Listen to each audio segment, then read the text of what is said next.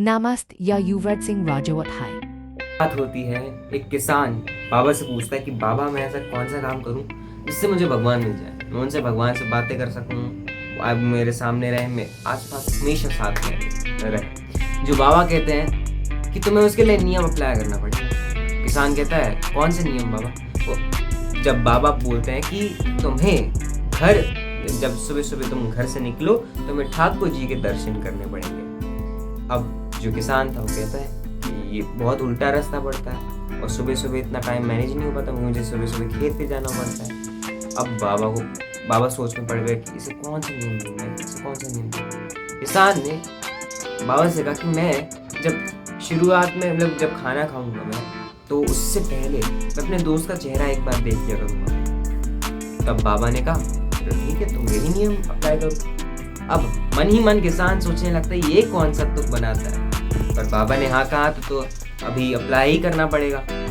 उसी दिन से जो किसान था उसने कंसिस्टेंटली उस नियम को अपनी जिंदगी में उतारना चालू किया। वो रोज के रोज जब खाना खाता था, खाना खाने से पहले वो अपने दोस्त का चेहरा देख लिया करता था। जब वो रोज ऐसा करने लगा, वो उसे किसी को ये बात नहीं पता चली, वो मन ही खुशियाँ बांटता था, क्योंकि वो अपने काम को प्रायोरिटी, जो कि उसने नियम बनाया था उसको प्रायोरिटी दे रहा था। वो रोज उसको कर रहा था कंसिस्टेंटली।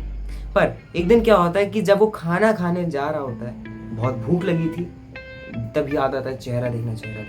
वो लोगों से पूछता है कि मेरा दोस्त कहाँ है। वो लोग बोलते हैं कि ये तो कुएं के किनारे खुदाई कर रहे हैं। जब वो भाग के जा रहे होते हैं तो उसका जो दोस्त होता है ना, वो एक्चुअल में जब खुदाई कर रहा होता है तो उसे सोने के सिक्के मिल जाते हैं।